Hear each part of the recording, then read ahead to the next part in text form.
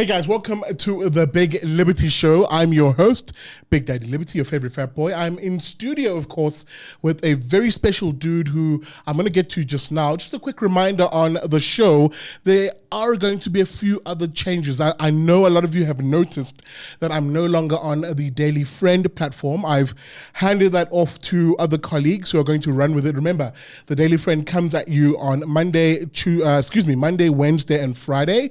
Monday, Wednesday being the podcast version of the show, and of course the visual show on a Friday. I'm no longer part of that.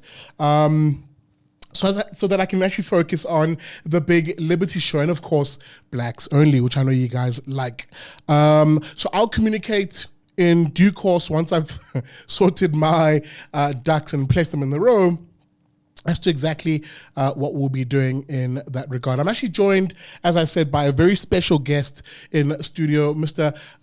Gerrie van Heerden, who, of course, is with the Center for Risk Analysis, and he's done a very interesting piece. As you guys know, I'm very big on the idea of extending liberties and freedoms to all people in society, including those who we consider vulnerable. But vulnerability is a function of how society treat people and not necessarily who they are inherently.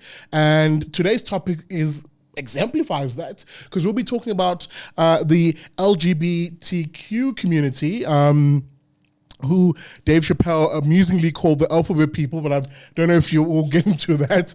I'll probably probe you in terms of, some of your own views around humor and, but in any event, it's going to be a serious conversation though, because some of the topics that Gerrie's actually gone into is looking at the state of the community in Africa and I believe in parts of the world, but we'll get to that conversation just now. Just a reminder to you that you can support this show and the work that we do at the IRR and of course here at the Big Liberty Show by becoming a friend of the IRR. How do you do that, you're wondering? Well, you can SMS your name to 32823. An SMS will cost you R1. Terms and conditions do apply. And of course, you can also find us online at irr.org.za. And hey, pledge 90 Rand a month for the work that we do here, advancing freedoms and defending them from any form of tyranny. Gerrie, as I come to you, thank you so much again for joining me in studio. We have spoken before. We have a Liberty and Friends podcast, which we did, which I'll put the link to somewhere on the screen. I never know where these things pop up on YouTube. But Gerrie, in that conversation, we raised a few important issues around the community here in South Africa, on the African continent, and how there is a desperate need for the expanding and the extending, if you will, of not only basic human rights, but actual human liberties and freedoms to this community. You've written a wonderful paper. I just went through the summary of it now. Talk me through the key findings of the paper, why you even wrote it to begin with.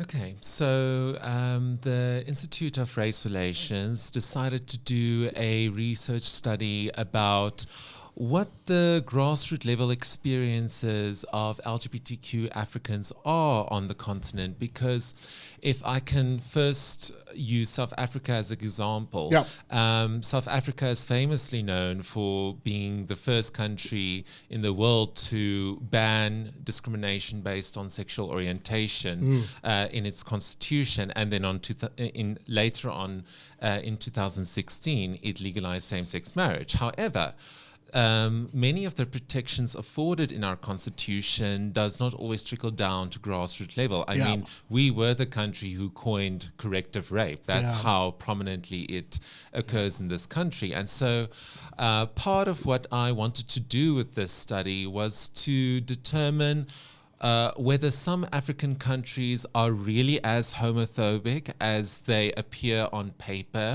or based on their legislative frameworks, or is there something else happening on the ground, something more positive that we don't necessarily get to see in the media, read in the newspapers or on TV? So the methodology of this study included me doing a number of interviews with LGBTQ Africans and activists.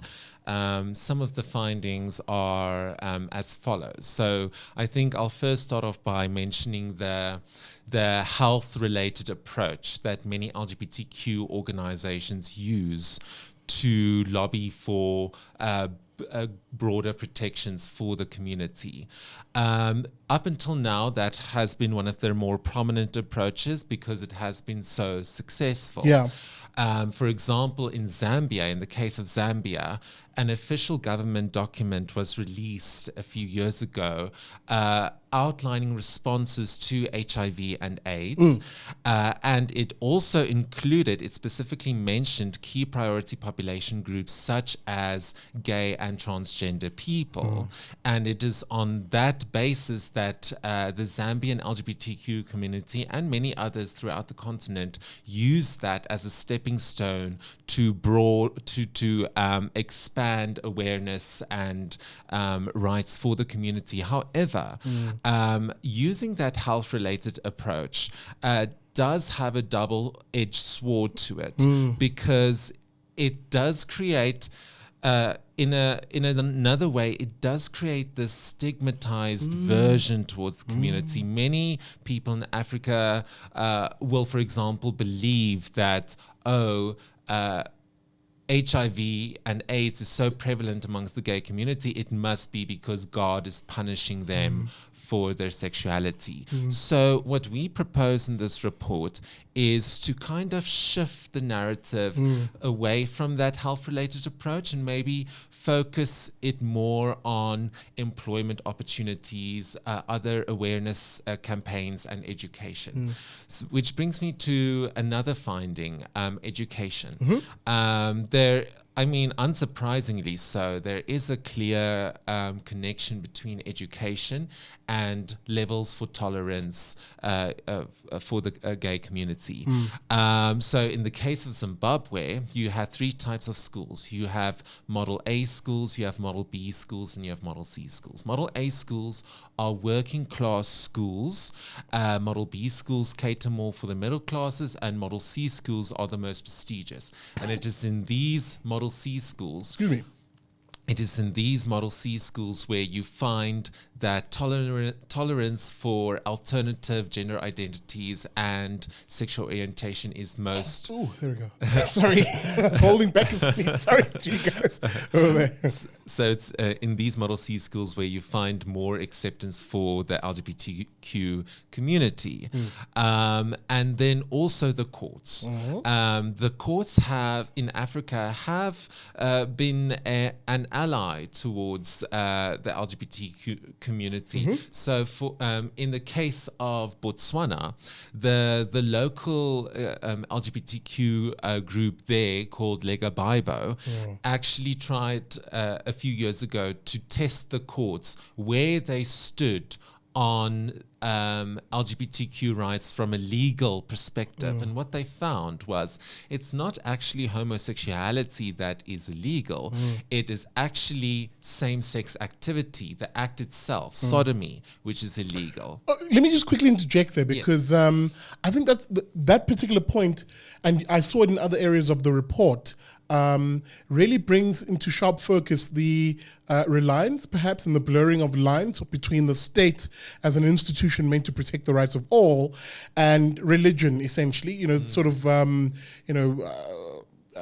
religious influence, which makes that particular point, for instance, that the act itself is an affront to God, etc., etc. But in any liberal democracy, which is arguably what you and I always argue for, society that accords rights to everybody, there should be a separation between the state and religion and, and the church in whatever case may be, yeah? No, definitely. Religion has played a huge role in kind of subduing LGBTQ movements. And I think it is in Malawi and in Zambia especially where, the blurring of the lines between state and Christian movements has really made it difficult for LGBTQ activists for campaigning for broader rights. Quick interjection once again, sorry. You guys launched this report today, and obviously by the time you watch this, it should be in the mainstream media, etc., and hopefully you'll watch it here and enjoy it here. Tell me about the gentleman who you launched this paper with, because I'm gonna share just a snippet, just a 30-second snippet of the launch itself. Who is the gentleman that we're seeing we'll see in the clip? Okay, so his name is Jason Fiddler. He is actually a big name in the Durban gay community. He owns his own South African LGBTQ tourism organization, Wow. and he also plays a prominent role in organizing the Durban Lesbian Gay Film Festival. Awesome. And he also plays another huge role in the organizing the Durban Gay Pride Parade every year. Gerrie, hold that thought. Let's hear what Jason had to say at the launch today. Where a community is poor and disenfranchised and lower in educational levels, we see higher degrees of intolerance. That's also going to equate to racism. It's also going to equate to sexism and misogyny, of course, gender-based violence. But when we empower a community, and I'm talking about a community, a society with means, they're more focused on productivity, the improvement of life, the enrichment of mind, to then start be focusing on simple prejudicial narratives. Because being discriminating against those gays, those homosexuals, is easy. It's an easy narrative. Part of what this report is highlighting is that I think we're sick and tired of being the scapegoat, and we are standing up more and more as a community, as a patchwork, and then evolving into a network of organizations that are leading towards change.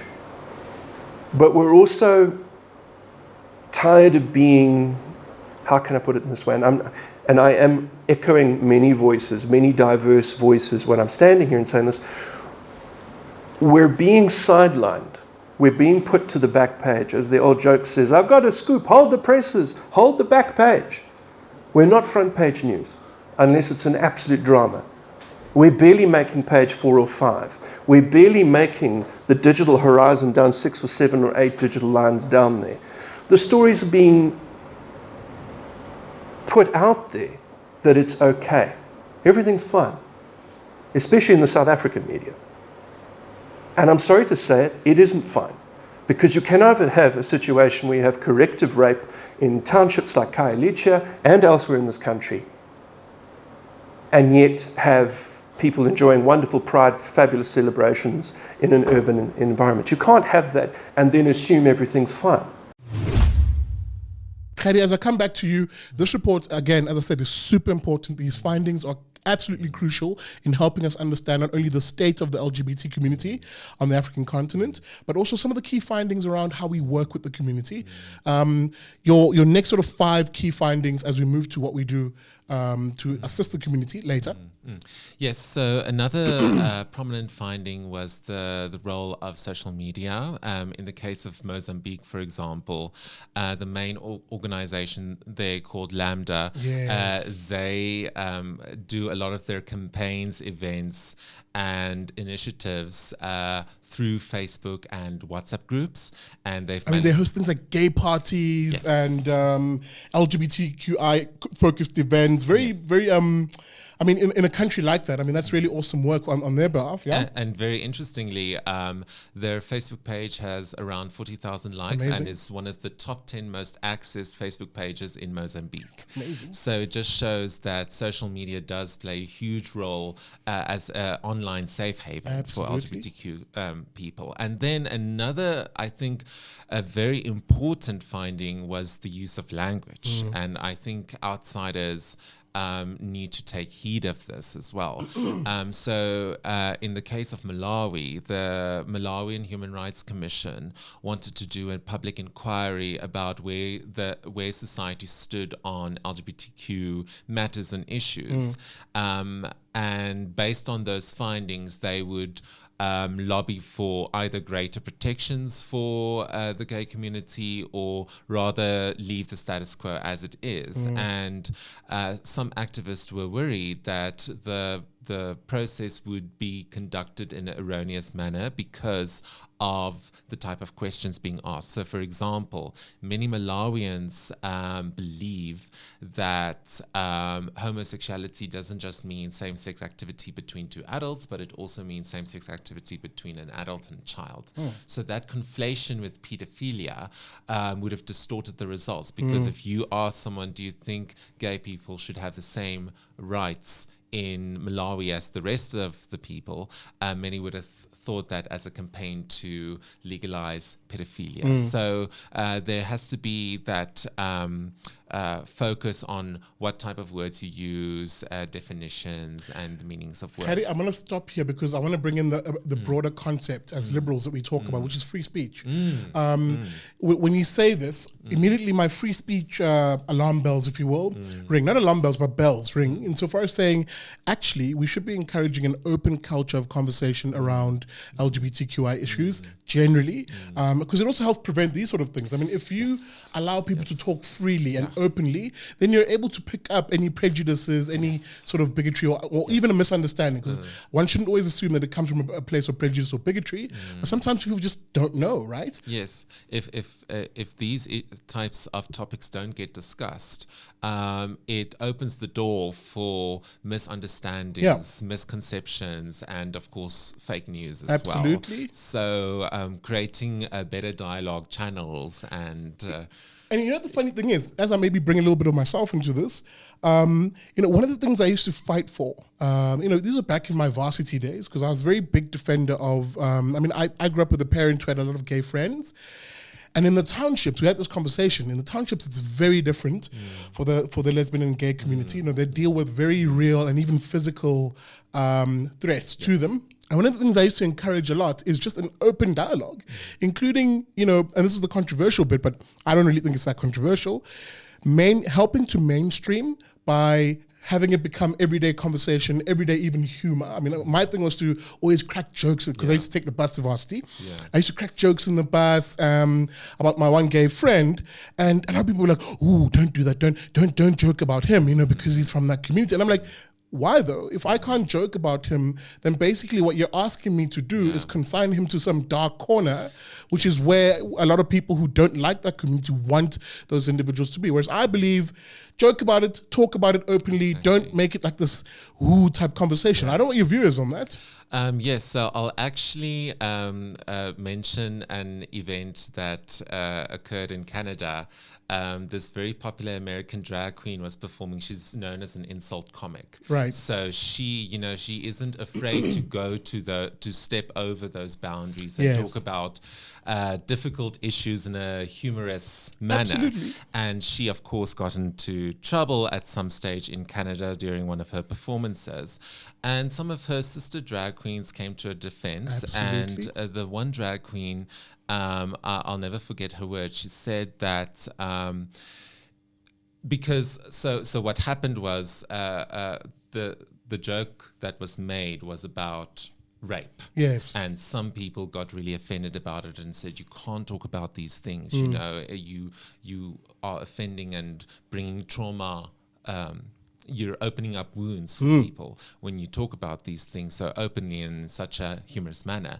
And so the drag queen who came to her defense said, you know what, if you don't talk about these things and you don't joke about these things, they kind of become like that little monster under your bed. Yes. That just keeps growing and growing every year. It's always there, and you can never flush it out if you don't talk about it and bring it out in the open, in the light. Absolutely. And so definitely I do believe that, you know, free speech, being able to talk about anything and to exchange those ideas and have a debate and have a conversation. And disagree. I mean, if you disagree, that's totally fine. Exactly. No one dies because we disagreed. But Gerrie, I broke your train of thought. Yes. We were on the issue of language in Malawi. What are some of the other key findings as we move along? I think one more final important thing that I would like to point out, and it connects to, you know, especially outsiders being more aware of the type of language being used in some countries, is is the fact that many people in Africa and there's this very popular idea in many African countries that same-sex activity or homosexuality is alien to Africa. It is a Western concept. It is a Western import. So in the case of Eswatini, former Swaziland? Former Swaziland, yes.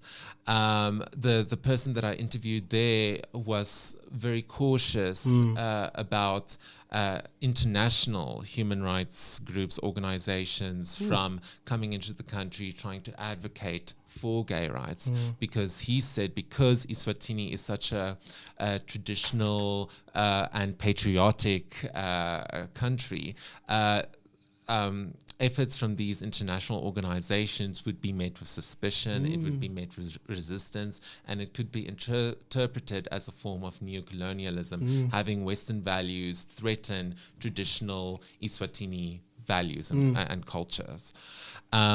So what he actually alternatively suggested was that that LGBTQ rights need to grow organically in the country. It has to come from within. And so rather leave that to a local LGBT group called the Rock of Hope in Eswatini. Let them be the main driver. International organizations can definitely play a supporting role through providing finance and resources, support, but allow the Rock of Hope to actually be that main driver, because they are in the perfect position to show the people of Eswatini that you can actually be Swazi, proud Swazi, and also a gay or lesbian person. Absolutely. The two are not necessarily exactly opposed. Fully agree. And again, it's almost a message it's almost a message that we as South Africans have driven in terms of mainstreaming, the lesbian and the gay community. It's to say, firstly, let's not pretend as if this is a foreign import. It really isn't. It's always existed, which is why in our language, in our various indigenous languages, the word for gay exists. The issue becomes, how do you build a society which lets people live and let live? A society that accords everybody the same rights, the same freedoms to pursue their happiness, as long as you're not harming the next person, of course. And that's the sort of key thing that I always will fight for when it comes to any community which has historically been marginalized, such as this one. Gerrie, as we look to conclude in the last 2 minutes or so, and I'm sorry to squeeze you in 2 minutes, of course we'll have more on this in successive episodes. What do we do? What do we do to build that society that I talk about, that liberal democratic society that accords everybody the rights, the freedoms to pursue their happiness? How do we do that? So I think one of the main strong points of having a democratic society is having a strong civil society and having a strong civil organizations that can be voices for different communities. So in Tanzania, for example, I mean, they are a major dictatorship. So it's you can barely talk about LGBTQ issues there, because not even women they have a voice in Tanzania. So I think empowering democratic institutions, the courts, as well as civil society organizations can go a long way to kind of play a watchdog role of what the government is doing at the moment, and to provide different solutions and different ideas and perspectives. Gerrie, thank you so much for your time. As I said, this will not be the last time you guys see Gerrie, especially on these issues and others. But I felt it was really important for us to have this conversation, especially as you guys have just launched this paper, and I really do encourage you guys to read it. We will link it, of course, on, I'll link it on the descriptor of this video. In fact, I'll put the link on the screen, and I welcome you to just please go and read it, because it'll give you a very broad understanding. It'll open your eyes, if you will, to not only the plight that is faced by LGBT individuals on this continent, but also what exactly that means in nitty-gritty everyday stuff, and what we can do really to build that culture, especially as liberals, when we fight for the rights of other people, even if it's unpopular. And even regardless of what your own personal convictions are, surely you would be the sort of person who believes that every individual should be able to live a life which is meaningful to them, where allows them to pursue their own interests, their own happiness, and to, as long as they're not harming anybody else, be free to, to pursue whatever life they want to. Sorry, I've already made the point, so I just heard myself remake it. Khadi, thank you once again for that. And thank you for watching, guys. This is one of those topics which, and unfortunately, is polarizing, but it really shouldn't, because the argument I keep making is, this is what we need to do in terms of, rather, these are the principles we stand behind if you're going to build a society that allows for everybody to enjoy freedoms in a society. And that's exactly what we fight for on this show. And that is what it means to be a classical liberal. Guys, thank you for watching this episode of The Big Liberty Show. I'll see you on the next one, where I bring you all sorts of issues and all sorts of topics. But at the end of the day, I always say to you, never trust a commie.